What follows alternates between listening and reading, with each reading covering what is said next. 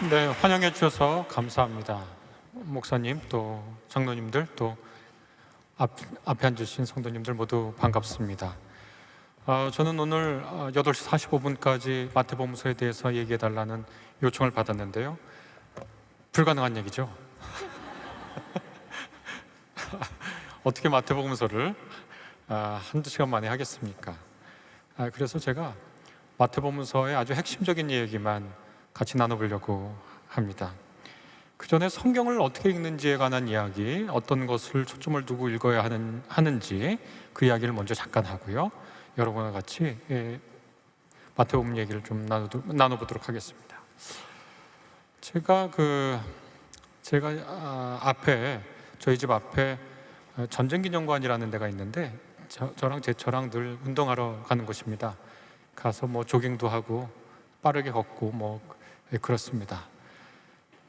근데 거기를 제 아내랑 같이 조깅하러 나갔다가 제가 조금 더 빨리 뛰니까 그래도 엇갈려요. 이렇게 저는 이렇게 돌고 아내는 또 이렇게 돌아서 반대로 엇갈리는데, 이렇게 뛰고 있는데 저쪽에서 아내가 뛰어오다가 저한테 헤어진 지 1분도 안 됐는데 저한테 이렇게 손을 흔드는 거예요.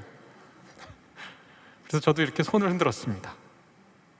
그리고 이렇게 보니까 없던 게 생긴 거예요. 그래서 뭐가 봤더니 BTS라고 써 있었습니다.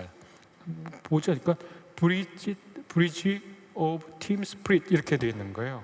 그러니까 합동정신 이런 건가 보죠. 그래서 그 합동정신의 달이 없었던 거거든요. 그래서 이렇게 보다가 한 바퀴를 돈 거예요. 이렇게. 그리고 가는데 갑자기 쭉 뒤에서 야유가 쏟아지는 거예요. 저를 향해서. 도대체 왜 그러지? 이렇게 봤더니 거기 중년의 여성 3분이 앉아 있는데 저한테 야유를 하는 거예요. 그래서 왜 나한테 야유를 하지? 하고 뛰어가다가 생각해보니까 이분들이 벤치에 앉아 있는데 제가 그 분들한테 손을 흔들고 그분들을 한 번 더 보려고 이렇게 한 바퀴 돈 것처럼 생각을 한 거예요. 하필은 제가 그때 조깅할 때 빨간 티셔츠를 입고 있었는데 아주 안 좋았습니다. 그리고 좀 한참 있다가 이해했거든요. 왜 나한테 야유를 할까, 저분들이. 그리고 이제 집에 돌아오는 길에 아내한테 얘기했습니다. 네, 이런 일이 있었다 그랬더니 웃고 에피소드로 끝났는데요. 성경은 1차적으로 우리를 염두에 두고 있지 않습니다. 마태복음서를 쓴 분은 21세기에 마태가 전혀 알지도 못했던 저 한국이란 나라가 있을지도 몰랐고 거기 있는 사람들을 염두에 두고 쓰지 않았습니다. 동시대 사람들, 자기 지역에 있는 사람들, 많이 보면 지중해에 있는 사람들을 보고 쓴 거죠. 그래서 가끔 성경 읽을 때 잘못 읽는 길 중에 하나가 뭐냐면 성경의 구절구절이 자기를 향해 손을 흔든다고 착각을 할 때가 있습니다. 근데 그렇지 않아요. 자기를 향해 손 흔드는 게 아닙니다. 제가 그렇게 뛰어가다가 손을 흔들고 한 바퀴 돌은 제가 만약에 정우성이나 이렇게 멋진 배우였으면 환호성을 질렀겠지만, 환호성을 지르든 야유를 하든 벤치에 앉아있던 분들은 제가 오해될 만한 행동을 했는지 안 했는지도 모르겠는데 오해하신 거예요. 저희 손 흔드는 것과 한 바퀴 돈 걸. 성경을 그렇게 읽는 분들이 가끔 있습니다. 1차적으로 나한테 준 말이라고 착각을 합니다. 그렇게 하면 안 됩니다. 기본적으로 신약성경 27권은 1세기에서 2세기 사이에 지중해 있는 사람들이 염두에 두고 있습니다. 헬라어로 쓰였습니다. 21세기 한국인들이 읽을 거라고 생각도 하지 않았죠. 그래서 성경을 읽는 법이 중요합니다. 어떻게 읽어야 될 것인가? 제가 슬라이드를 하나 준비했는데요. 넘길 수 있나요? 네, 보여주시면 좋겠습니다. 안 나오면 그냥 하겠습니다. 예, 나오네요. 꽃밭에서라고 하는 노래인데 아셔요? 이 꽃밭에서 못 들어본 분 한번 손 들어보세요. 정말로 20대들은 몰라요. 이 노래 손 들어보세요. 이 노래 모른다. 다 아시는 거죠?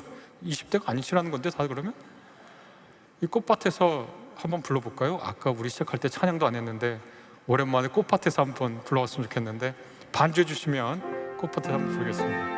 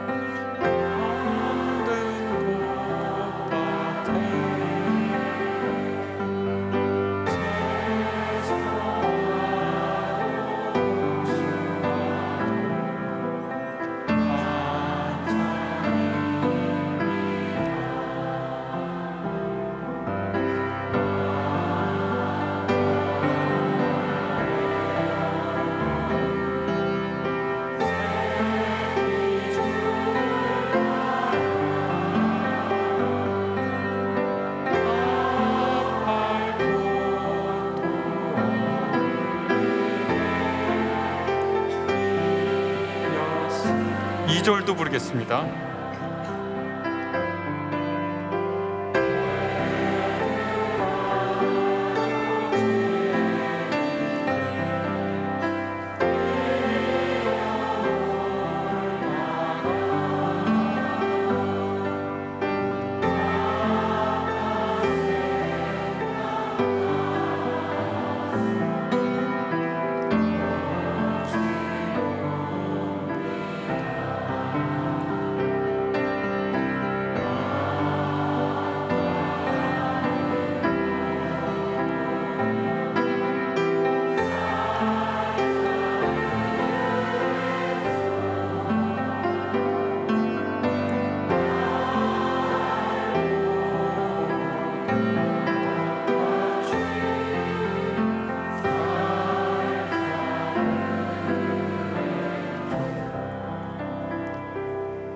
교회에서 찬송 말고 처음 불러보시죠, 동요.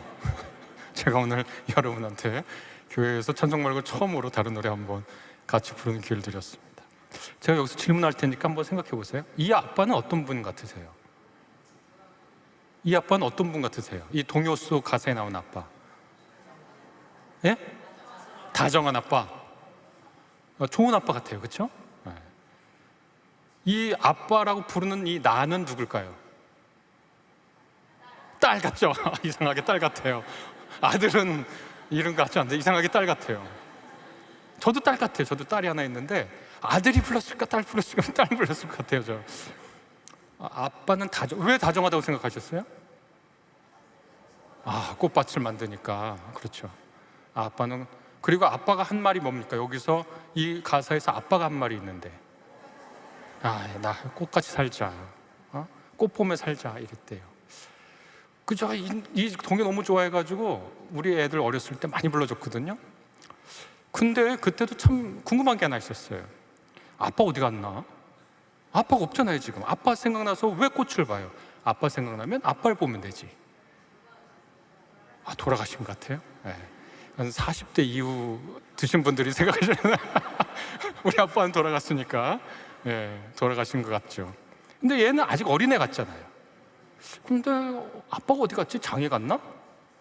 출장 갔나? 막 이렇게 여러 가지 생각을, 사업하러 가셨나? 장에 가셨나? 이렇게 생각을 하고 이 목가적이고 꽃밭에서 아빠하고 나하고 이렇게 막 불렀단 말이죠.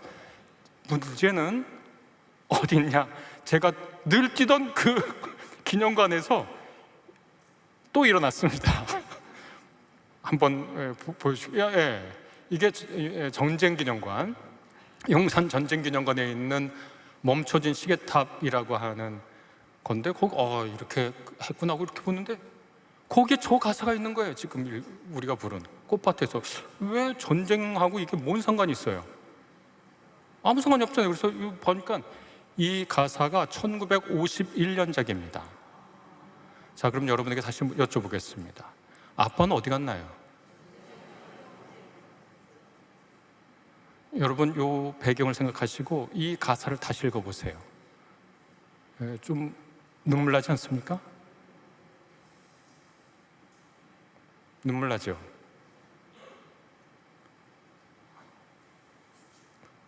그리고 어떤 생각 나세요?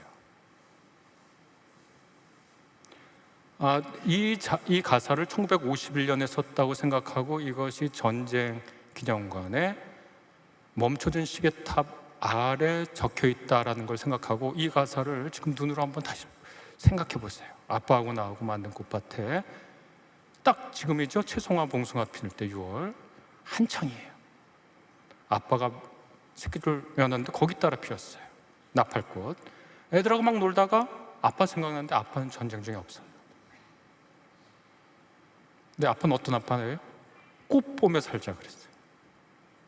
꽃같이 살자고. 이제 동요 다시 부르면 우실 거예요. 그럴 것 같죠? 이게 성경을 읽는 방식입니다. 뭘 하나 아니까 이 가사가 완전히 다르게 들리죠? 뭘 알았습니까 지금? 언제 쓰였는지를 아니까. 그리고 1951년도에 미국에 산 사람들은요 1951년에 썼다고 해서 아무런 것도 감흥이 달라지지 않아요. 어디 산 사람은 알 수 있습니까? 한국에 산 사람.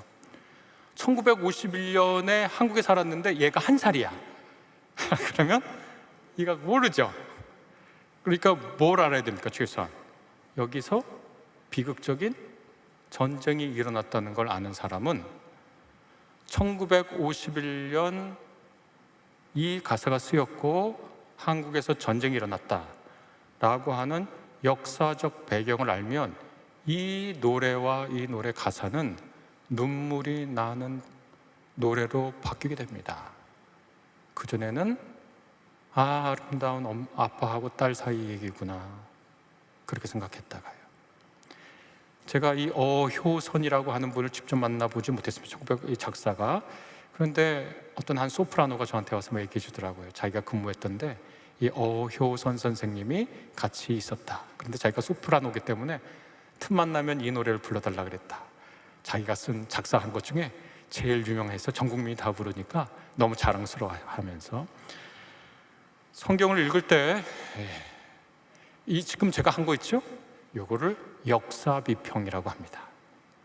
마태복음서를 비롯한 복음서, 로마서, 사도행전, 로마서, 서신들, 요한계시록 모두 역사적 배경을 알면 우리가 지금까지 읽어왔던 성서 본문과 다른 세계의 차원이 펼쳐집니다. 그리고 정말 다르게 들려요. 그 텍스트 하나, 성서 본문 하나하나가 다르게 보입니다. 이거를 역사 비평이라고 얘기합니다. 역사를 알고 역사적 배경 위에 성경을 이렇게 올려놓고 이렇게 보는 거예요. 그리고 제가 방금 전에 했던 것 중에 뭐가 있죠?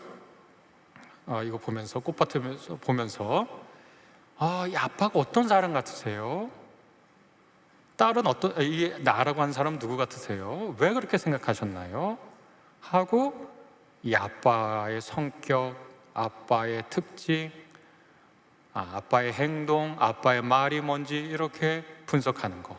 이 나는 누구 같으세요? 이랬더니 하나같이 딸이요.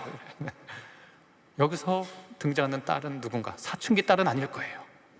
반항하고 아빠하고 안 노는 아빠 내 근처에서 오지 마 이런 사춘기 딸은 아니죠. 그러면서 이 인물 하나하나가 어떤 인물인지 인물 성격을 생각하고 그 말을 따져서 이 아빠의 성격을 추론하는 걸, 이런 거를 흔히 문학 비평이라고 부릅니다. 문학 비평이에요. 문학적으로 읽었어요. 성경 그렇게 읽는 겁니다. 하나 더. 그런 다음에 이 가사를 이걸 다 이렇게 이해했어요. 역사적으로 읽고 그 다음에 문학적으로 읽었어요. 그리고 나서 드는 생각 여러분 어떤 겁니까? 어떤 생각이 드셔요? 제가 역사적으로 또 문학적으로 우리가 슬쩍 살펴봤잖아요. 이 가사. 어떤 생각이 드세요? 왜 슬펐어요? 전쟁이 그거 있어서는 안 되겠네 이런 생각이 들죠? 그리고 나서 전쟁이 있어서는 안 되겠다라고 하는 어떤 반전 동요 같은데, 전쟁에 반대하는 동요 같은데, 그러면 머릿속에 지금 한 70대 되신 분들, 60대, 70대 되신 분들은 베트남 전쟁 때 미국에서 제일 유행했던 노래 중에 하나가 그 많은 꽃들은 어디로 갔나라고 하는 팝송이 있습니다. 그 많은 꽃들은 어디로 갔나? 이렇게 시작합니다. 그 많은 남자들은 어디로 갔나? 그 많은 여자들은 갑자기 얘기하려니까 잊어버렸네요. 그러니까 맨 처음에 그 많은 여인들은 어디로 갔나? 꽃을 따러 갔다. 그 많은 남자들은 어디 갔나? 그 꽃을 따라간 여자들을 쫓아갔다. 이렇게 가사가 그런 거예요. 그럼 그 많은 남자들은 다 어디 갔나? 무덤으로 갔다. 이 베트남전 반전 팝송입니다. 그러면 그 많은 여자들은 어디 갔나? 무덤가에 가 있다. 그러면 그 많은 여자들하고 남자들은 다 어디로 갔나? 다 꽃이 데려갔다. 다 그 많은 꽃은 어디로 갔나?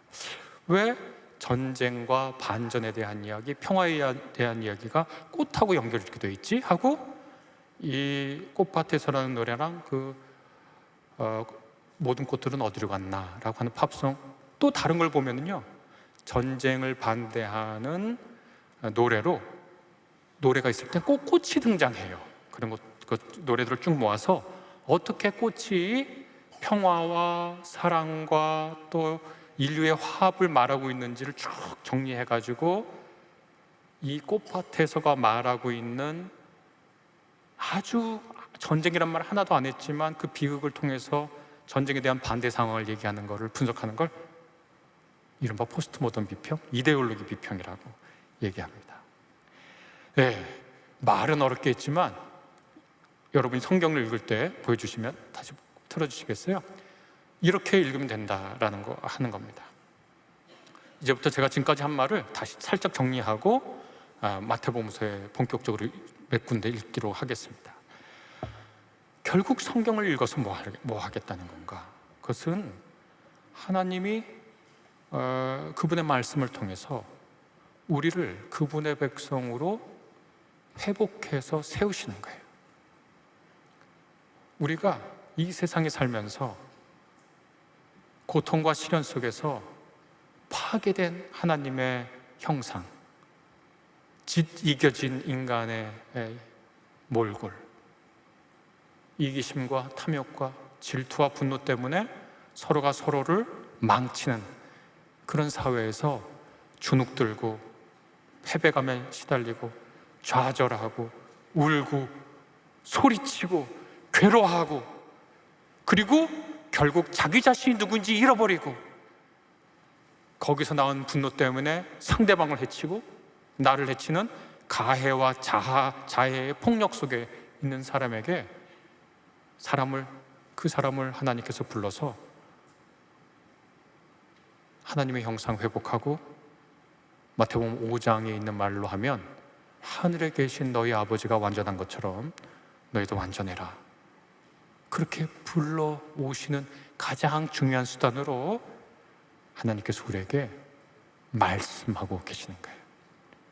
마태복음서가 그 큰 하나님의 말씀 가운데 한 자리를 이렇게 차지하고 있습니다. 지금 보고 있는 이 그림은 독서라고 하는 그림입니다. 이 그림은 사무엘 백이라고 하는 한 유대인 화가가 그린 그림인데, 이분이 실제로 유대인 수용소에 있었어요, 나치 시절에.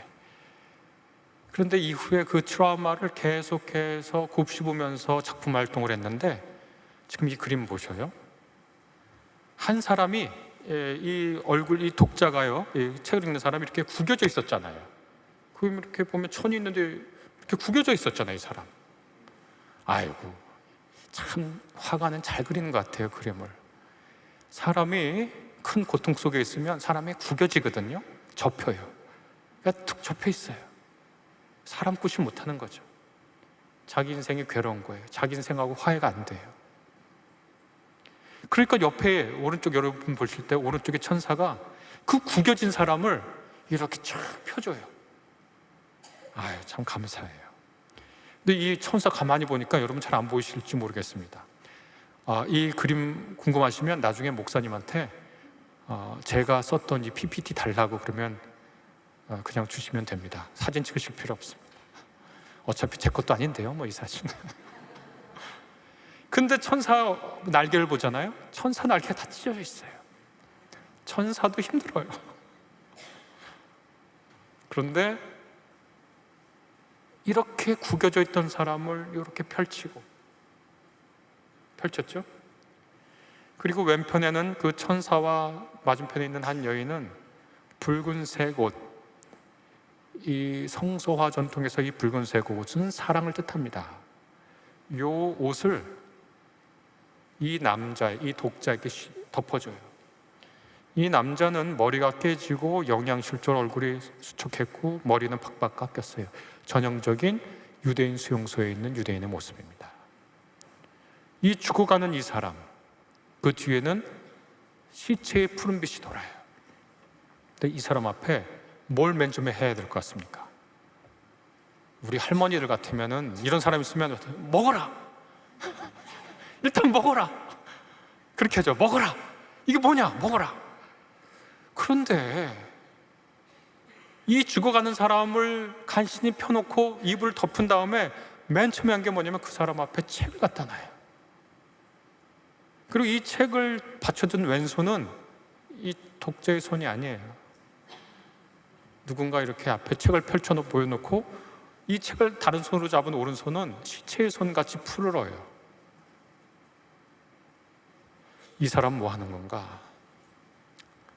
자기가 가진 마지막 힘을 다 써서 하나님 말씀 읽는 거예요. 유대인 수용소에서 포로들 구해내면 먹을 거 줘야 될 것 같은데 그거 체험 안 한 사람이 이거 그리면은 막 욕먹을 것 같아요. 너는 수용소 경험도 못하니까 이렇게 낭만적으로 그린다.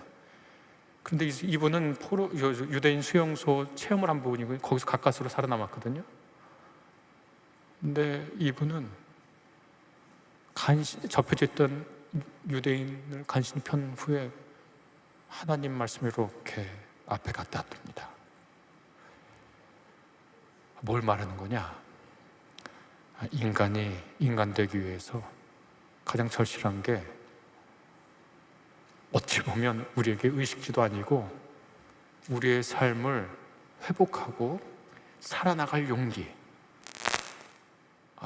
우리 삶에 가능성이 있어 하는 그 다짐, 미래를 향한 희망, 하나님 말씀으로 돈다고 이 새물 백이 말하고 있는 거예요. 우리가 마태복음을 읽던 다른 성서를 읽던 자기한테 손 얹는 것도 아닌데 반응하는 게 아니라 이렇게 면밀히 성경을 읽으면서 너희가 하늘에 계신 너희 아버지가 완전한 것처럼 너희도 완전하라 하고 하는 그 말씀을 이루기 위해서 우리는 하나님의 말씀을 읽습니다.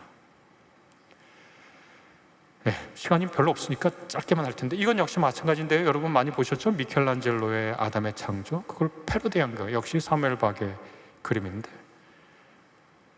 이것도 참 대단해요. 여기 원래 하나님이 있는 자리는 어떻게 표현되어 있냐면 포탄에 맞아 나가 떨어진 벽 없는 곳에 하나님이 계셔요. 포탄이 떨어져서 벽이 떨어져 나갔어요. 빈 공간이죠? 그 빈 공간에 하나님이 없는 듯 계셔요. 있는 듯 없고. 이 그림 오른쪽 중간부에 보면 굴뚝에서 연기가 나오는데 그게 너블 요드라고 그러거든요. 요드라고 하는 히브리어 두 개가 써 있어요. 그게 하나님이라고 하는 이름의 약자예요. 하나님이 야훼잖아요.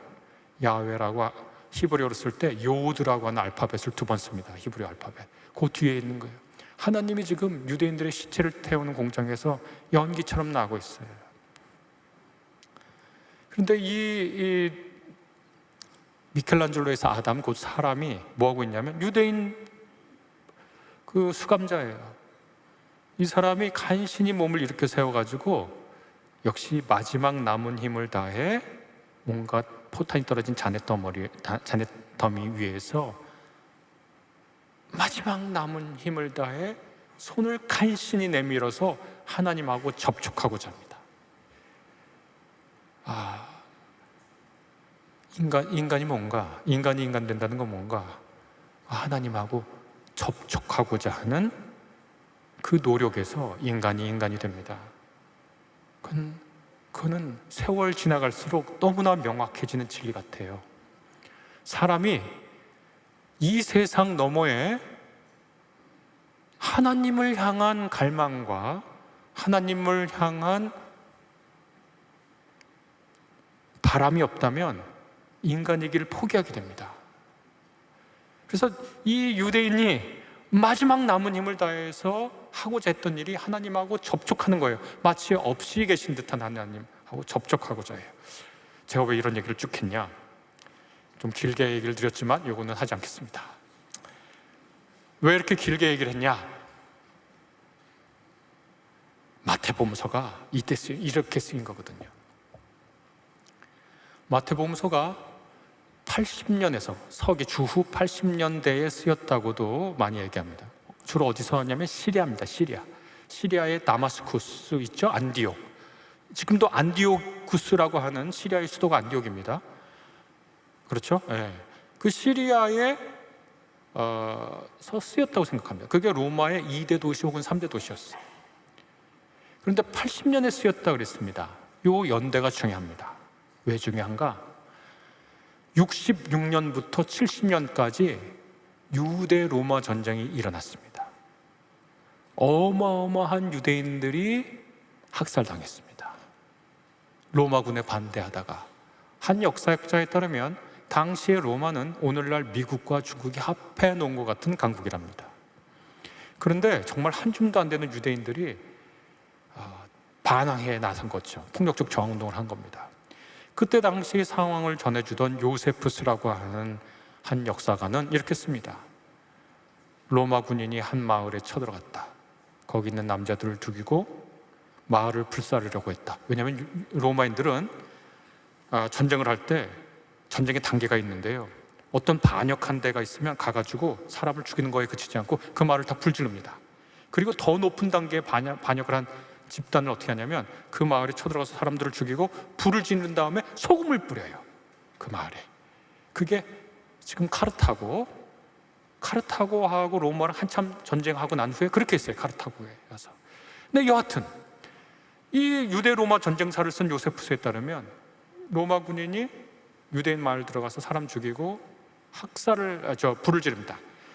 불을 지르려고 그렇게 그냥 쓰인 걸 제가 그대로 한번 말씀드리겠습니다. 그 집에 들어가서 불을 지르려고 로마 병사가 보았다. 거기엔 겁에 질린 한 여자와 아이들이 있었다. 로마 병사는 잠시 주춤했지만 아무 일도 아니란 듯이 불을 질러버렸다. 바닥에는 피가 강처럼 흘렀다. 이렇게 되어 있습니다. 이게 언제라고요? 67년에서 70년. 마태복음서 언제 기록됐다고요? 80년대. 10년 채 안 지났습니다.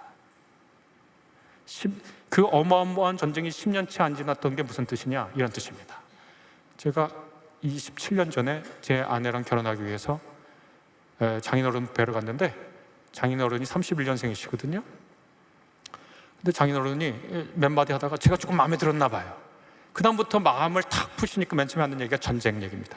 6.25 때 말이지. 6.25 때 얘기를 하시는구나.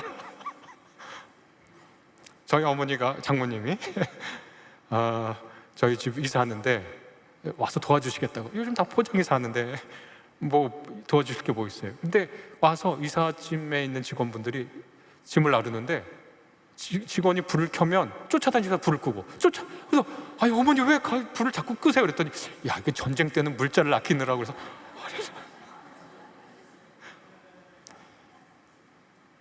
97년도니까 어머니 아버지 그 장인 장모 만난 지가 그러면 전쟁 후에 47년 지난 거예요. 근데 그분들 머릿속에는 전쟁은 진행 중이에요. 마태복음서 언제 기록됐다고요? 80년대. 유대 로마 전쟁은 언제 끝났다고요? 70년에. 마태복음서는 뭐죠? 전쟁을 배경으로 읽는 겁니다. 마가복음서도 그렇고 복음서가 대부분 70년에서 100년 사이에 기록됐습니다. 유대인들 가슴 속에는요, 깊이 패인 전쟁의 상처가 이렇게 나 있어요. 누가 살짝 건들면 피와 고름이 흐르는 사람들입니다. 특별히 마태복음서를 보면 그래요. 여러분, 우리가 듣기 싫어하는 구절이 있는데 이거 있습니다. 누가 만약에 너의 눈이 너를 죄를 짓게 하면 너의 눈을 차라리 빼버려라. 너의 팔이 너를 죄 짓게 하면 차라리 팔을 잘라버려라. 듣고 싶지 않죠? 마가복음서에 한 번 나옵니다.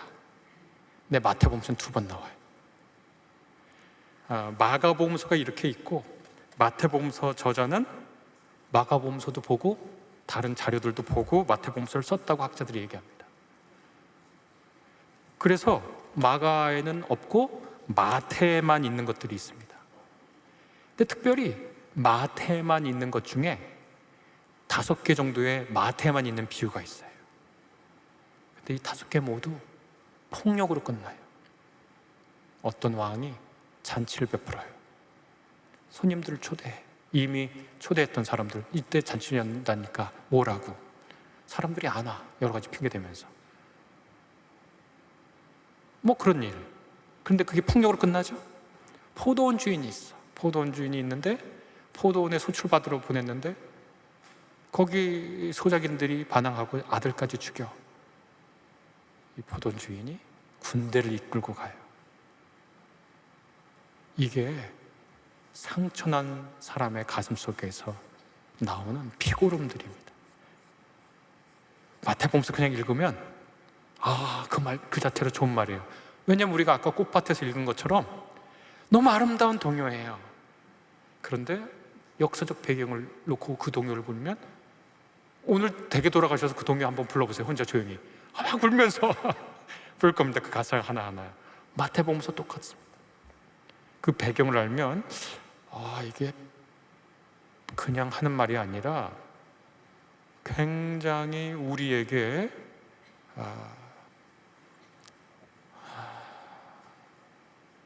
무시무시한 말로 들리는 것들입니다. 이 마태복음서가 그래서 좀 넘겨보겠습니다. 많이 준비했는데 이걸 하다 보면 시간이 없기 때문에 나중에 10번에 해야 할 일을 제가 갖고 온 거거든요. 가장 좋은 거 하려고. 너무 걱정하지 마세요. 몰라도 되는 건 안 하겠습니다. 몰라도 되는 걸 원래 많이 해야 되거든요. 그래서 이 마태복음서를 보면은 맨 처음에 참 재밌습니다. 이렇게 시작합니다. 마태복음서 첫 단어 두고 제가 얘기할 겁니다. 예전에는 고대 세계 예수님 당시는 물론이고 근세 이전까지만 해도 어떤 예술 작품에 이름이 붙는 일이 거의 없습니다. 가령 예를 들어서 베토벤의 운명이라고 하는 심포니가 있죠. 운명 교향곡. 근데 베토벤이 그 교향곡을 운명이라고 지은 게 아닙니다. 그냥 다만 그 교향곡을 지을 무렵에 보낸 베토벤의 편지가 마치 운명이 있다면 이와 같이 걸었을 것이다 라는 그런 문구가 있어요.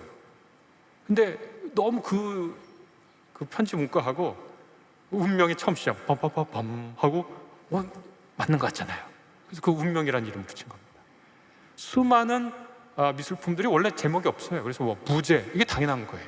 원래 제목 붙인 게 없어요. 책에도 그러냐? 책에도 그렇습니다.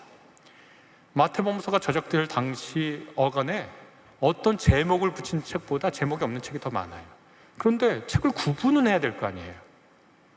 그럼 어떻게 구분하냐면 그 책의 첫 단어가 그 책의 제목이 됩니다. 그 책의 첫 단어가 제목이 돼요. 마태복음서의 첫 단어가 그럼 뭔가 궁금해지죠. 왜냐하면 그리스어로 된 성경 그 사본에는요, 제가 지금 보여드리는 게 사본이거든요. 이게 마태복음 사본, 오늘날까지 발견된 사본 중에 가장 오래된 사본이에요. 이게 옥시링쿠스 파피루스. 옥시링쿠스라고 하는 이집트의 한 지역이 있는데 거기 파보니까 막 이런 게 나오는 거예요. 근데 이게 3세기 거. 굉장히 오래된 겁니다. 요 파피루스가 발견됐는데 맨 첫 단어가 뭐냐? 여기 첫 단어가 나옵니다. 안 보이죠? 그래서 못 읽으시겠죠? 읽을 수는 있는데 안 보이니까 너무 글씨가 작아서 저도 이렇게 봐야 보입니다. 첫 단어가 뭐냐? 제가 헬라어 그대로 해보겠습니다. 비블로스라고 하는 단어입니다. 어디서 많이 들어본 것 같지 않습니까? 비블로스.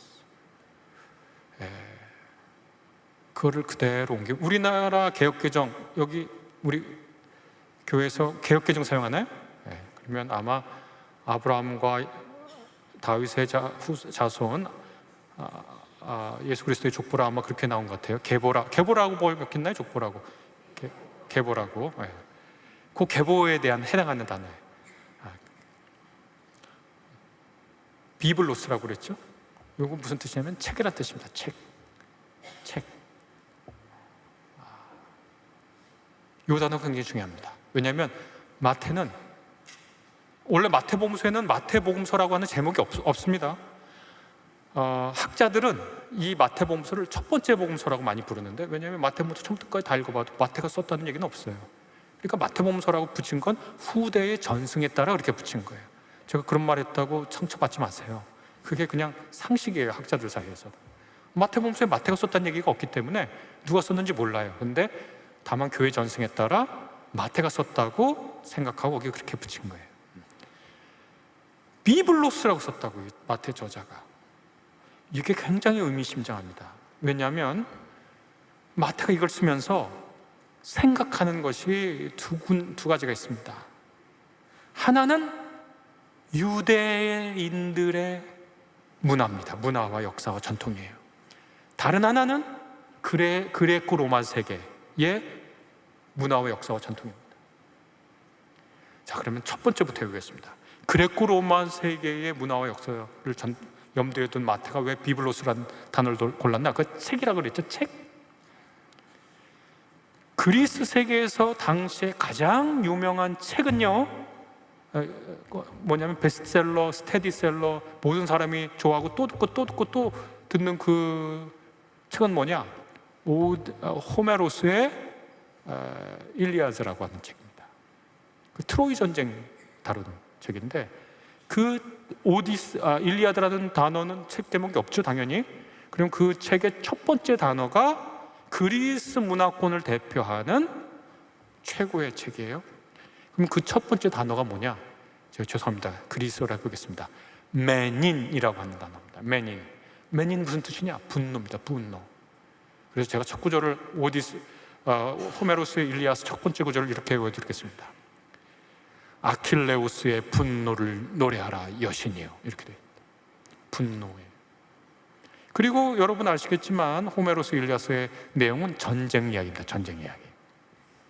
전쟁에서 아킬레우스라고 하는 영웅이 어떻게 전과를 세웠는가, 어떤 전쟁을 했는가 얘기해요. 자, 로마로 가면 로마 시대의 최고의, 당시에 유행하고 최고의 문학 작품, 오늘날 따지면 영화, 드라마 다 섞은 거. 사실 잠깐 얘기해 드리면, 밤에 그분들은 어떻게 지냈나, 그 당시에 1세기 고대 지중해 세계 사람들은 밤에 어떻게 지냈냐면, 밤에 뭐 7시만 되면 자진 않잖아요. 그럼 밤에 카페를 가면 이렇게 높은 의자를 만들고 거기에 한 사람이 올라가서 호메이달이라고 한 사람이 호메로스를 읊어주는 사람이에요. 그럼 사람들이 다 그걸 들으면서 하늘의 별 보면서 머릿속에 상상해가면서 그 얘기 듣는 거거든요. 그거를 라틴 사람들, 로마 사람들이 했던 가장 유명한 책은 베르길리우스라고 하는 사람이 쓴 책입니다. 베르길리우스라고 하는 사람이 쓴 아이네이스라고 하는 얘기입니다. 아이네이스. 그게 그리스 세계에서는 호메로스의 일리아스에 버금가는 책이 베르길리우스, 영어로는 버질이라고 하는데, 베르길리우스의 아이네이스라는 책인데, 그럼 라틴 세계 최고의 책의 첫 번째 단어가 뭐냐? 거기는 아이네이스라고 원래 제목이 없습니다. 첫 번째 단어가 뭐냐면 아르마라고 하는 라틴어입니다. 아르마는 무슨 뜻이냐? 무기입니다. 무기. 제가 첫 번째 구절을 외워드리겠습니다. 노래하소서 여신이여, 무기와 사나이들의 세계를. 전쟁 얘기입니다. 기독교는 뭐죠? 마태복음서는 뭡니까? 그리스와 로마가 폭력과 전쟁과 영웅과 싸움과 명예와 쟁취의 세계를 이 세상의 현실로 보여준다면, 마태복음서는 책이라는 거예요. 말씀의 세계를 열어주는 거예요. 그 한 단어로 마태 그렇게 얘기하는 거예요. 제가 이게 과정된 해석이냐, 마태복음 28장을 보면 어떻게 되어 있죠? 마태복음 28장 맨 마지막 구절이 내가 너희에게 분부한 모든 것을, 우리말 본로는 가르쳐 지키게 하라 이렇게 되어 있죠. 근데 사실은 헬라어를 보면 그 순서가 바뀌어야 됩니다. 내가 너희에게 분부한 모든 것을 지키도록 가르쳐라, 이렇게 원래 헬라어도 그렇게 되어 있습니다. 처음과 끝을 묶는 게 뭐냐? 말씀이에요. 문의 세계예요. 문.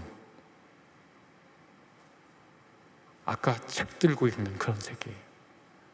저기는 칼의 세계예요. 무기. 이게 마태복음서의 세계입니다. 기독교는 아주 예수님부터 이 세계를 당시의 지배자들의 지배 이념의 세계를 고렸던 폭력과 아르마와 사나이, 무기와 사나이, 분노의 세계가 아니라 여기는 책의 세계라고 이렇게 그려줘요. 우리가 다 말씀 속에 있는 사람들입니다. 이 말씀에는 무기나 분노나 사나이와 같은, 사나이라고 말하는 일종의 명예가 아니라, 명예 정치의 경쟁이 아니라, 아까 맨 처음 우리가 그림 봤듯이 쓰러져 있는 사람이 마지막 힘을 다해 인간임을 회복하는, 하나님의 형상을 회복하는 희망과 용기와 격려와 인생을 다시 일으켜 세우는 능력의 말씀이 펼쳐놓은 세계 속에 살라고 초청하는 게 마태복음입니다. 그 다음에 그 두 번째, 마태복음서 두 번째 단어를 보면 게네세우스라고 되어 있습니다. 그러니까 비블로스 게네세우스, 휘오스, 예수 그리스도의 예수 크리스투 투 다비드 카이 아브람, 이렇게 되어 있는데, 제가 헬라어로 해보면 게네세우스라고 하는 말은 요즘 여러분이 제일 알기 쉽습니다. 제네시스입니다. 제네시스. 자동차 그 이름. 네, 맞습니다. 제네시스가 영어로는 창세기란 뜻도 되죠? 네. 그래서 그 말 그대로 헬라어를 처음 배우는 학생한테 야, 이거 번역해 보아요. 그러면 어떻게 번역할 거냐면 창조의 책 이렇게 부를 겁니다. 창조의 책 이렇게 번역할 거예요. 근데 우리는 그걸 계보라고 번역했죠. 그건 틀린 번역은 아니지만 마태가 그 두 단어를, 그러니까 한 단어가 여러 뜻을 갖고 있는데 그 두 단어를 그렇게 멋지게 엮은 거예요. 이것은 창조의 책입니다. 창세기 태초에 말씀이 계시니라 하는 요한복음서의 생각도 나고, 태초에 하나님께서 말씀으로 하늘과 땅을 창조하셨다 할 때에 그 말씀을 연상되는 겁니다. 제가 두 가지 있다 그랬죠? 하나는 유대인의 세계고 하나는 그레코로마 세계인데, 그레코로마 세계는 제가 말씀드렸고 다른 하나는 유대인의 세계를 말씀드리는 겁니다. 유대인들은 이 얘기를 듣자마자 창세기 머릿속에 떠오를 겁니다. 하나님이 태초에 세상을 창조하셨듯이 어떤 누군가가 이제까지와는 다른 세상을 창조하는구나. 누군가? 예수 그리스도가 창조하는 세상이에요. 창세기에는 하나님이 세상을 창조해. 그런데 이 역사의 변곡점에는 예수 그리스도가 이 세상을 창조해. 그런데 그러면 이 예수 그리스도가 누구냐? 라고 얘기하면서 나온 것이 제가 족보입니다. 이 족보가 예수 그리스도가 누구인지를 얘기해 주려고 하는 거예요. 그러니까 1장 1절을 보는 순간 이렇게 생각하는 거예요. 예수 그리스도께서 창조하신 새로운 세계다, 세계 이야기다, 이렇게 알 수도 있고, 이제 1장 1절이 얼마나 이 책의 방향을 잡아주는지 여러분 아실 수 있을 겁니다. 근데 예수님을 아브라함과 다윗의 자손, 이렇게 우리 개역개정에는 번역했지만 사실 헬라어 순서대로 보면 다윗과 아브라함의 자손, 이렇게 번역해 맞습니다. 제가 지금 PPT로 영상으로 보여드리는 이 성경은 제가 직접 번역을 한 겁니다. 교수님이 뭔데 성경을 번역합니까? 이렇게 물어볼 수 있겠지만 저 같은 사람이 성경을 번역한 겁니다. 지금 나와 있는 것도 다. 네, 제가 번역한 건 한 내년이나 후년 정도에 아마 나올 것 같습니다. 이게 누구의 족보냐? 그러니까 예수님이 누군지 알려줘야 되거든요. 예수님이 열어놓은 세상이라는 거예요. 근데 예수님이 누구냐면 다윗과 아브라함의 자손이라는 거예요. 다윗과 아브라함의 자손이라. 이게 무슨 족보지? 예수님이 뭘 알려준다는 거지? 예, 이게 유대인들의 가족주의 문화인데 아주 유명한 얘기가 있습니다. 유엔 총회를 하는데 아프리카에서 온 한 분이 연설을 하기 전에 그 귀한 연설 시간 한 20여 분 주어지는데 5분 동안 자기소개를 했대요. 나는 누구의 아들인데 내 아버지는 누구의 아들이고 내가 누구의 아들이고, 저도 전해져 들은 이 얘기라 확인하지는 못했는데 재밌게 들었습니다. 왜 그랬냐? 그래야 자기소개가 끝난 거거든요. 우리는 네, 뭐 누굽니다. 아까 목사님께서 저를 아주 친절하게 설명해 주셨는데 뭐 한 사람이라고 뭐 어디서 공부했다고 이렇게 소개해 줬는데, 만약에 그 당시면 그렇게 하면 안 되는 거예요. 제 족보를 달라 그래가지고 누구의 아들이었고 이렇게 해야 되는 거예요. 그래야 자기소개가 끝났다고 느끼는 거예요. 유대인들의 족보 의식에서는. 그럼 이 족보가 누구 족보인 줄 알아야 될 거 아니에요. 다윗의 족보래요. 다윗은 누군데요? 유대인들이 생각할 때 이상적인 왕입니다. 어떤 왕이냐? 하나님께서 다윗이라고 하는 인물을 통해서 그분의 뜻을 이 땅에 펴기를 바라셨고, 다윗 주변에 있던, 이스라엘의 주변에 있던 사람들은 다윗과 그의 백성인 이스라엘이 어떻게 사는지를 보면서 하나님이 어떤 분인지를 깨닫고 그렇게 살기를 모범으로 보여주시려고 한 거거든요. 다윗은 왕이에요. 정말 그렇습니다. 이게 족보의 구조에 드러납니다. 여러분 잘 아시겠지만 17절에 보면 마태복음 족보가 끝나는 거예요. 그리하여 모든 아브라함부터 다윗까지 14대, 다윗부터 바빌론으로 끌려가기까지 14대, 바빌론으로 끌려간 그때부터 그리스도까지 14대다. 이렇게 되어 있거든요. 이거 골치 아파요. 왜 14대씩 끊었죠? 왜 굳이 14씩 무슨 12는 43, 다 7, 다 괜찮죠? 왜 14대지? 7 곱하기 2인가? 이게 게마트리아라고 하는 건데, 지금은 우리가 다 아라비아 숫자를 쓰잖아요. 근데 당시에는 아라비아 숫자가 당연히 없었기 때문에 히브리어 알파벳에 숫자가 같이 있습니다. 그래서 그렇게 알파벳으로 숫자를 나타내는 걸 게마트리아라고 하는데, 다윗이라고 하는 이름 있잖아요. 유대인들이 문자가 자음만 원래 쓰게 되어 있습니다. 모음은 나중에 붙은 거고요. 자음만 쓰게 되어 있는데 다비드, 그러니까 디귿, 비읍, 디귿이잖아요. 디귿이 4예요. 비읍이 6이에요. 4 더하기 6 더하기 4니까 14죠. 예수님의 족보 자체의 구조를 다비드의 이름에 따라 나눈 겁니다. 이 구조를 보면 유대인들은 금방 알아요. 이게 왕의 족보란 뜻이구나. 다른 말로 하면 예수께서 왕이시구나. 예수님이 왕이란 뜻이구나. 그러면 이 족보를 볼 때 사람들은 1장 17을 보면 이게 왕의 족보니까 왕으로서 예수님이 어떤 분인지를 이 족보를 통해서 드러내려고 한다는 걸 알 수가 있습니다. 족보는 왜 씁니까? 여러분 혹시 족보 갖고 계셔요? 저희 집은 족보가 없습니다. 제가 학교에 임용됐는데 제가 어떤 특정 출신이거든요. 그 어떤 무슨 경주 김씨, 광해 김씨 이런 거 있잖아요. 그래서 어떤 경주 김씨입니다, 제가. 근데 경주 김씨 종신회인가 뭔가 해서 2만 원 족보책을 보내왔어요. 그래서 이거 사라고. 저는 어떻게 제 그 본관을 알았는지 모르겠는데 저는 제가 경주 김씨인 걸 의심하거든요. 경주 김씨일 리가 없어, 그렇게 생각합니다. 근데 진짜로 궁금해서 한번 찾아보니까 경주에 있던 일부 분들이 조선시대 중기 정도에 평양에 갔다, 그런 얘기가 있어요. 있기는 역사 기록에. 그러니까 그걸 보면 저희 이제 아버지, 할아버지, 증조부 다 평양 분이니까 아마 그런 것도 같으네 이런 생각을 하긴 했지만 그렇게 생각하지는 않아요. 족보는 뭘 보여주는 거죠? 우리 집안 잘났다는 거예요.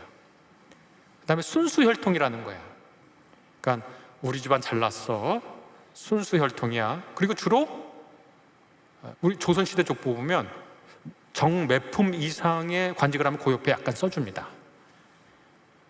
그리고 족보는 혈통주의이기 때문에 정말 죄송합니다만 남자 이름만 씁니다. 좀 이상하죠?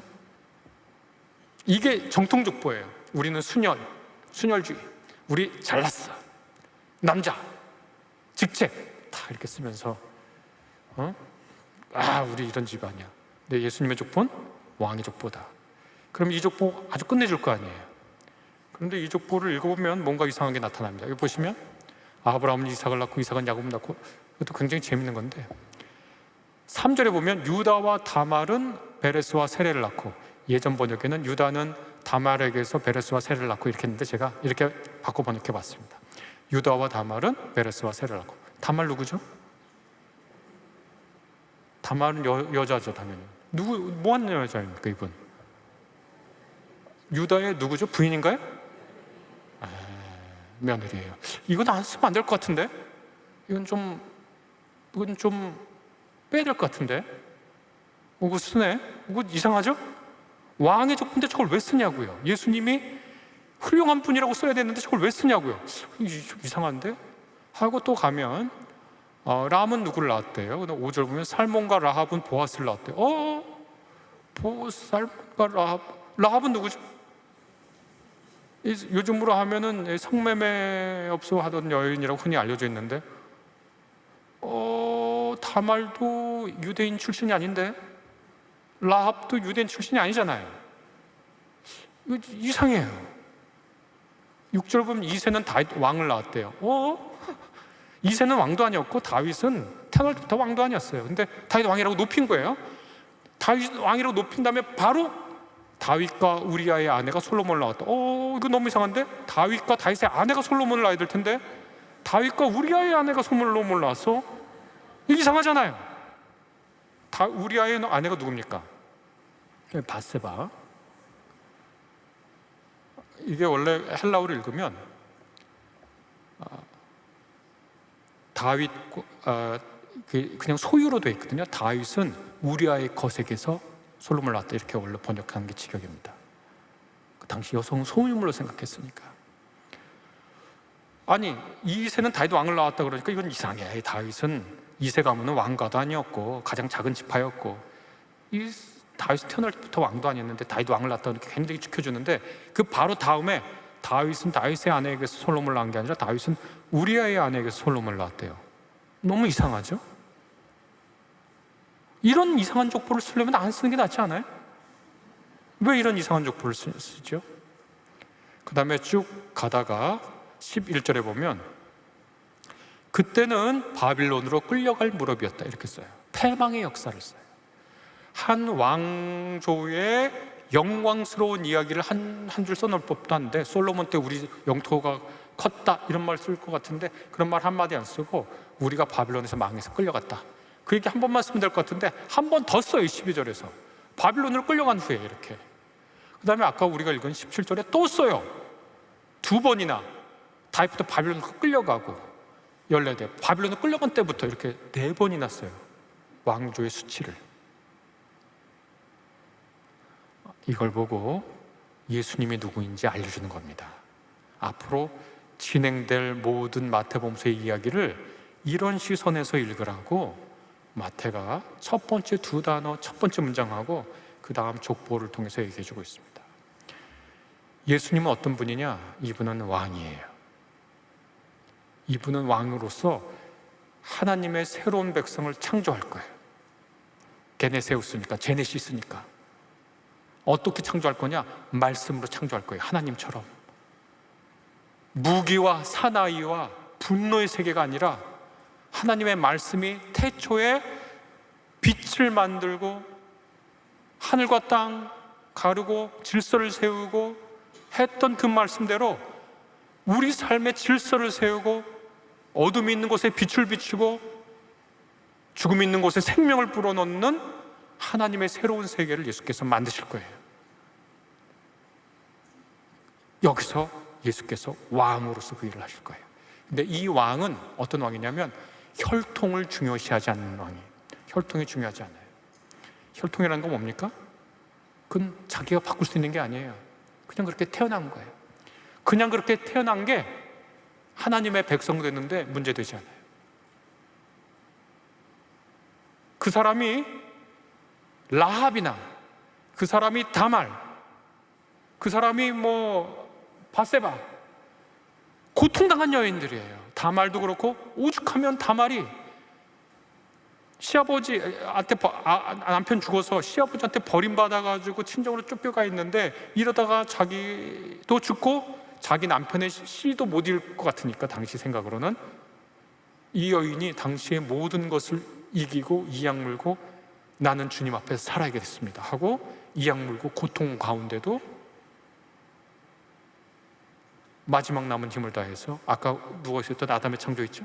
전쟁 때 창조입니다. 그 그림의 하나님을 향해 손을 뻗은 그 다말이 예수님의 족보 안에 들어와서 그렇게 고통 가운데도 하나님 앞에 손을 뻗는 그 사람은 그의 백성으로 창조된다는 걸 말씀해 주는 겁니다. 라합처럼 이전에 어떻게 살았던 거는 하나도 문제가 되지 않아요. 문제되지 않아. 네가 무엇을 했던 어떤 일을 했던 문제되지 않아. 이제부터가 문제야. 예수께서 새로운 백성을 창조하려고 하실 때 너는 어떻게 할 것인가? 라합이나 다말이나 우리아의 아내 보세요. 정말 기구해요. 그건 여러 해석이 있는데 바세바에 대해서 혹시 질문하셔가지고 성스러움과 아름다움이 입맞출 때라는 제 책 보시면 거기 제가 좀 써놨습니다. 보실 수도 있고 다른 책에 썼나? 여하튼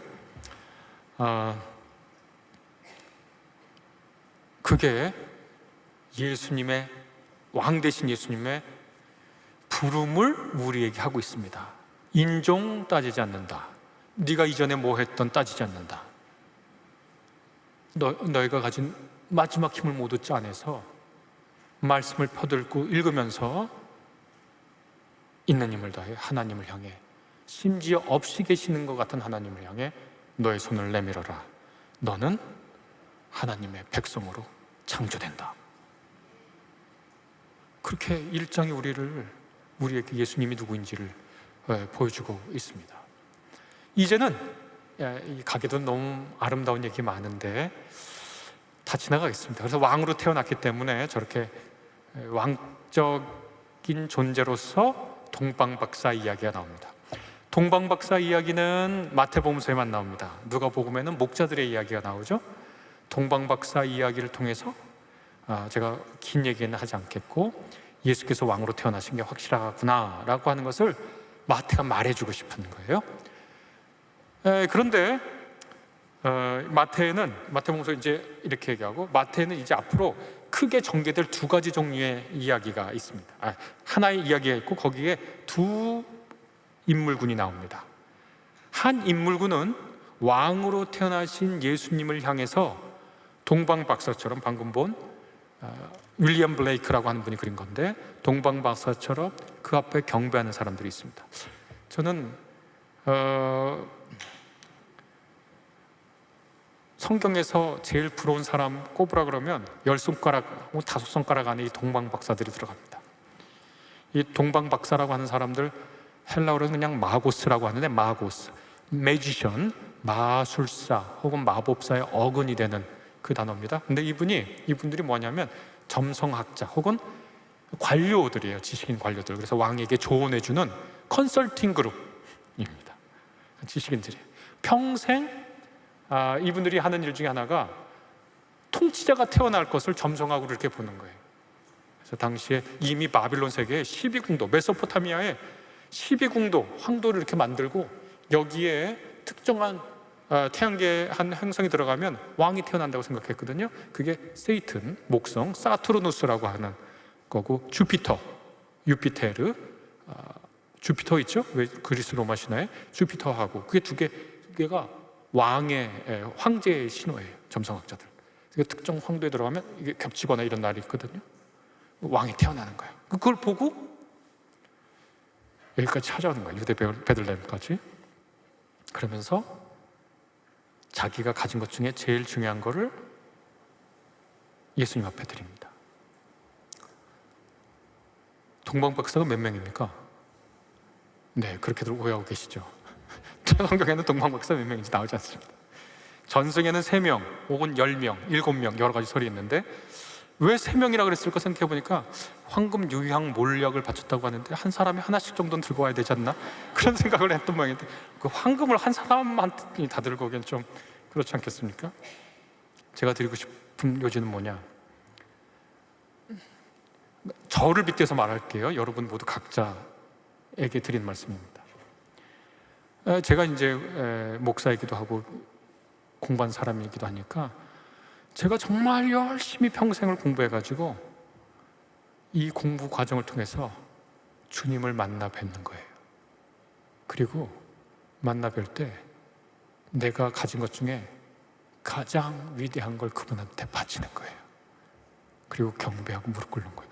저는 이 순간에 이 동방 박사들이 진짜 감격했을 거라고 생각해요. 인생의 목표를 달성한 거예요. 평생 왕을 보고자 했던 그들이 자신의 모든 지식을 통해서, 자신이 가진 모든 소유를 통해서 단 한 번의 극도의 희열의 순간을 맛보는 거예요. 자신의 학문이 완성되고 자신이 그동안 모았던 그 재산이나 이런 자기 삶이 그 경배의 순간에 완성되는 거예요. 저도 그런 예배를 한번 드리면 그건 정말 인생의 절정의 순간 같아요. 이렇게 왕으로 태어나신 예수님께 반응하는 사람들이 마태복음서 이야기에 쭉 펼쳐집니다.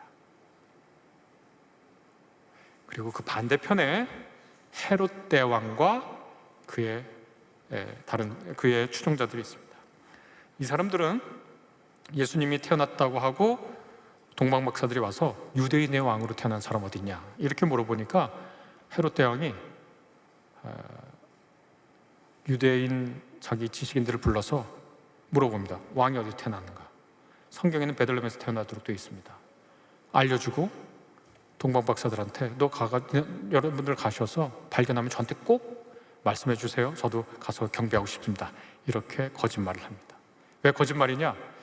이 헤롯 대왕은요, 왜 헤롯 대왕이라고 왜 부르냐면 이 사람이 여러 큰 일을 많이 했거든요. 지금 예루살렘 이른바 성지순례 가서 보시는 모든 유적지 있죠? 다 헤롯 대왕이 한 겁니다.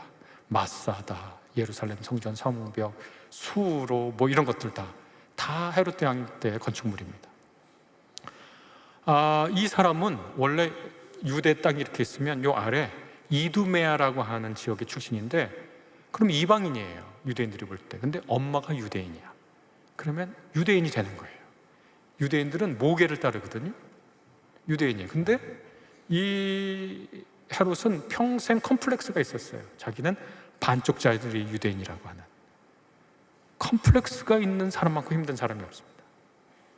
요 컴플렉스가 있는 거랑 이 사람이 왕권을 잃었다가 다시 얻는 과정에서 어마어마한 고생을 해요.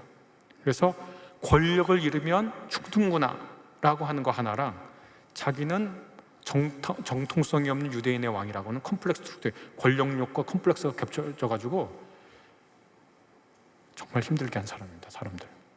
예를 들어 이 사람이 자기의 정통성 없는 걸 없애기 위해서 유대인의 왕조였던 하스모니안 왕조의 딸하고 결혼해서 자기 왕권의 정통성을 세우려고 했어요. 이 여인을 사랑했어요. 여러 다른 부인을 많이 뒀지만 정말 사랑했던 거라고 전해져요. 그런데 끊임없이 자기 권력에 도전하는 것 같은 사람들을 경계합니다. 자기 아들매치 나를 죽이고 권력을 찬탈한다고 하는 의심을 해서 큰 근거 없이 자기 아들들 죽입니다. 헬라어로 돼지란 말은 휘쓰고 아들이란 말은 휘오스거든요. 비슷하죠? 그래서 로마의 한 사람이 그걸 써놨습니다. 이렇게 써놨습니다. 헤롯의 휘오스로 태어난 것보다 아들, 헤롯의 휘스, 돼지로 태어난 편이 낫다. 아들들을 죽이니까 자꾸 근거도 없이. 근데 그 헤롯이 죽였다는 명백한 물증은 없어. 왜냐하면 그냥 죽인 거예요. 알게 모르게. 나중에는 자기가 그렇게 사랑했던 자기의 정부인, 자기의 혈통의 컴플렉스를 없애기 위해서 결혼했던 그 부인도 맞아들어가지고 죽여버립니다. 자기 권력을 탐했다고. 그래도 자기도 독재자는 다 자기가 알아요. 자기가 지지받지 못한다는 걸. 근데 자기가 죽을 때가 된 거예요, 헤롯이. 그러니까 어떻게 했냐면 이렇게 합니다. 자기가 딱 죽을 때를 생각해 보니까 아무도 자기를 위해서 울어줄 것 같지가 않은 거예요. 자기가 죽었는데 아무도 자기를 위해서 울어줄 것 같지 않고 오히려 잘 죽었다 그럴 것 같은 거예요. 그래서 여러분 같으면 어떻게 하시겠습니까? 그때부터 선정을 베풉니까? 그렇게 돌이킬 수 있는 사람이면 이런 짓 안 하죠. 이 사람은 어떻게 했냐면 전해지는 바에 따르면 자기 죽을 때쯤 되니까 예루살렘에서 명망 높은 사람들, 존경받는 사람들을 다 체포해 드리라고 합니다. 그리고 부하한테 명령을 내립니다. 내가 죽으면 저 사람들도 같이 죽여라. 저 사람들을 위해서 우는 울음을 내 죽음을 위한 울음으로 삼겠다. 권력욕과 콤플렉스가 만나면 무시무시한 겁니다. 아들, 딸 죽이고 부인 죽이고. 이게 뭐 하는 짓이에요? 퀴즈. 정말 헤롯이 죽었을 때 존경받는 사람들을 죽였을까요? 아니에요. 죽은 독재자는 무섭지 않습니다. 죽은 폭정의 왕은 두렵지 않습니다. 그런 사람 앞에 가서 동방 박사들이 뭐라고 그러냐면 유대인의 왕으로 태어난 사람이 어디 있습니까? 이렇게 했다는 거예요. 마태복음서에 보면 2장에 보면 헤롯이 말이 이렇게 막 달리고 나서 숨쉴 때 코를 이렇게 하는 거 있죠? 그렇게 한 단어를 씁니다. 헬라어에. 마음이 그런데 애써 태어난 척하면서 좀 어디 있는지 자세히 알아보면 나한테도 알려줘라. 그렇게 얘기하는 거예요. 그 다음 얘기는 여러분도 아시다시피 동방 박사는 다른 길로 가고 소식이 없자 헤롯 대왕이 베들레헴과 그 인근에 사는 사내 아이를 2살 미만으로 다 죽여라. 지금 보시고 있는 이 그림은 피터 폴 루벤스가 그린 무고한 아이들의 학살입니다. 여기 보면 오른쪽 아래 보면 그 기둥에 그 벽면에 아이들을 내쳐서 흘린 피가 있습니다. 지금도 애를 하나 패대기 쳐서 죽이려고 그러죠. 이 그림 자세히 보고 있으면 참 비극적이에요. 가운데 있는 한 여인이 자기 아이를 지키려고 뒤로 이렇게 몸을 숙이고 있는데 앞에 있는 병사는 칼로 찌르려고 하고 그 아기 앞에 엄마가 있고 엄마 앞에 할머니가 있는데 할머니가 심지어 그 병사가 찌르는 칼을 맨손으로 붙잡고 못 찌르게 하죠. 그 다른 데 보면 애를 안 놓치려고 하고 병사는 머리채를 휘어잡고 애를 죽이려고 그러고 요 그림 다른 데 보면 한 엄마가 엎드려져서 죽은 아이를 보고 정신을 못 차리고 울고 있습니다. 이게 마태복음서의 줄거리입니다. 왕으로 태어나셔서 새로운 세상을 창조하고 그분의 백성을 부릅니다. 그때 2가지 반응이 나타납니다. 동방박사처럼 그분을 참된 왕으로 받아들여서 인생의 최고절정 희열을 맛보는 동방박사 같은 사람 너무나 부러워요. 정말 여러분도 우리 모두 우리 인생에 그렇게 꽃 한 번 펴봤으면 좋겠어요. 어떤 시인이 그런 무화과라는 시를 썼지 않습니까? 나는 꽃핀 적 없이 열매 맺었다. 그런 시가 있죠. 무화과라고 하는 시. 나는 꽃핀 적 없이 열매 맺었다 그렇게 했는데 우리는 꽃 한 번 펴보고 열매 맺고 싶죠. 그 꽃이 언제 피는가? 예수님을 완전 자기 삶의 왕으로 받아들여서 그분 앞에 나의 삶의 가장 핵심적인 것이 연락되고 경배의 형태로 나타날 때 최고의 희열을 맛보는, 반대로는 나의 삶의 질서를 뒤흔드는 새로운 왕을 완전히 폭력적으로 거절하는 헤롯의 길이 있습니다. 이 두 길 사이에서 마태복음서는 우리에게 모두 독자에게 얘기하고 있습니다. 어느 편을 택할래? 45분까지 하라 그래서 재밌으세요? 오늘 준비한 거에 4분의 1밖에 안 돼서 걱정인데 진도는 반만 나가는 걸로 하겠습니다. 다음 주까지 해서 여러분 경청해 주셔서 감사합니다.